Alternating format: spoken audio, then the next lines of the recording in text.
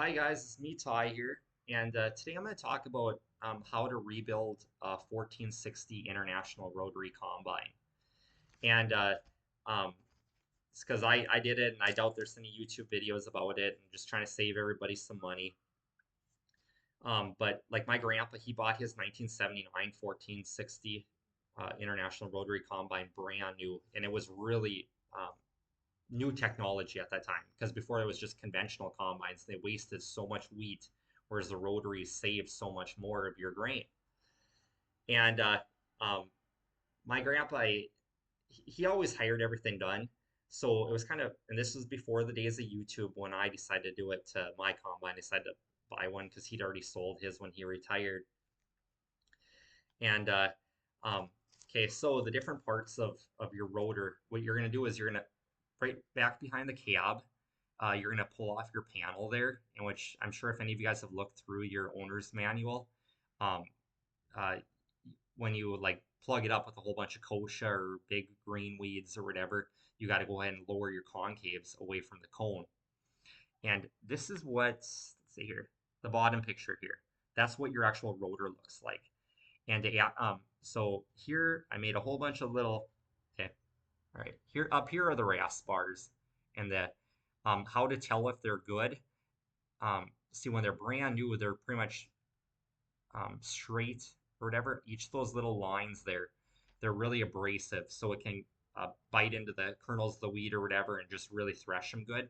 But as your rasp bars get wore down, they get rounded, and then they don't do a very good job of threshing the wheat off of the kernels, and you get a lot of chaff up in your hopper, so you're gonna have a lot of dockage. And they are mounted on your rotor. So when you go and pull off the side panel on your combine, you will see all of those rasp bars on there. And then your rotor is shaped like an ice cream cone. And then up here you have three elephant ears on it. And what that does is it helps to pull um, the grain from your feeder house, first from your header, then it goes into your feeder house, and in the feeder house it goes ahead and helps to pull it into the actual rotor here to go ahead and thresh it. And then your concaves, which you can replace that. I have two sets on my combine.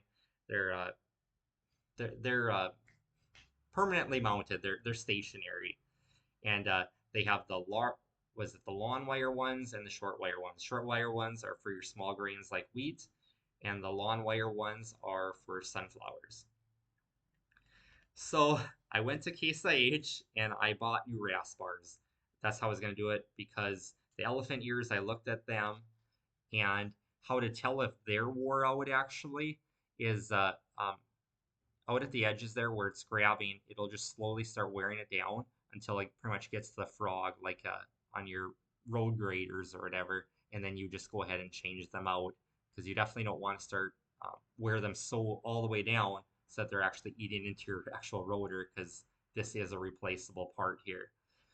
So I decided to just go ahead and buy the new rasp bars. So I bought them and I brought them home in my combine. It had never shook or anything. It was always perfectly in balance and everything.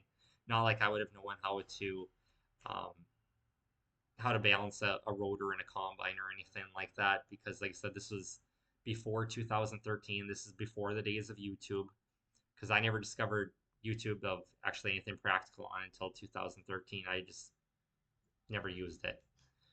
So I went ahead and I unbolted my other ones. I used an impact um, and took those out. And I asked Case IH when I mount them, do I have to put any Loctite? And they're like, yes. On the bolts to hold those rasp bars in, you use blue Loctite. So I went in, I put all those new rasp bars in, and I fired up the separator on the combine. And that combine just shook like heck, like it was going to shake itself apart. And I was like, what the heck? I was like, it wasn't like this before.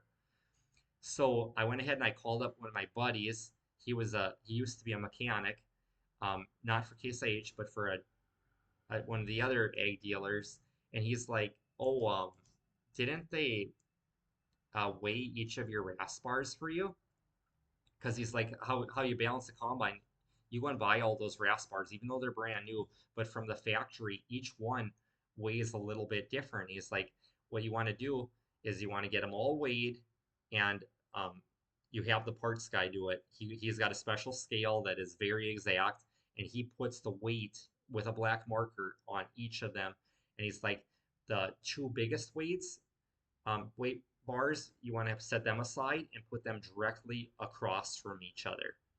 And then the next two heaviest bars, you want to put them directly across from each other, and so on down. And me, I went ahead and I put my heaviest ones up at the front of the rotor, up at the widest part of the ice cream cone, you could say.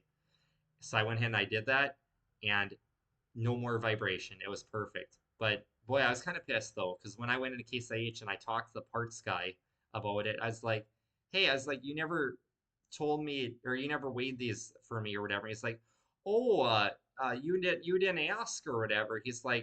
Um, he's like, I didn't know you need them weighed. I figured you were gonna do it yourself. And I was like, yeah, I don't own a scale. No other person that's farming owns a scale for doing that. So, um, but yeah, other than that, I guess that's the only kind of hiccup I had with that parts guy ever. So, I hope this helps, guys, because this would have been very expensive. Um, if you guys were hiring Case IH to do it. And this is definitely easy. I definitely recommend buying a rotary combine because my old girlfriend's dad, he had a John Deere 9600, which is a conventional combine, and he hired an ex John Deere mechanic that decided to go farming to come out and live with them for a little while and tear apart their combine and rebuild all the threshing mechanism. And that was a big job.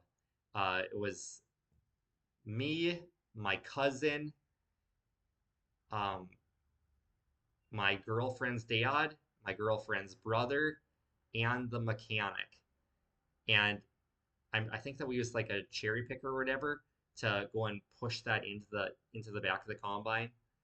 The whole this whole assembly. So it everything's really heavy.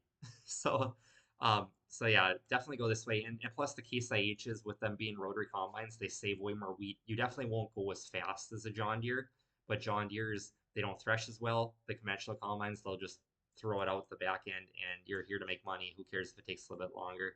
So if you guys like this content, like, share, and subscribe, and I'll just keep getting out more of these money saving videos because that's what this whole channel is based on.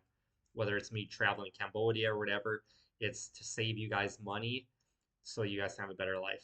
All right. If you guys like this content, like, share, and subscribe, and I'll keep kicking out these videos. All right. Bye.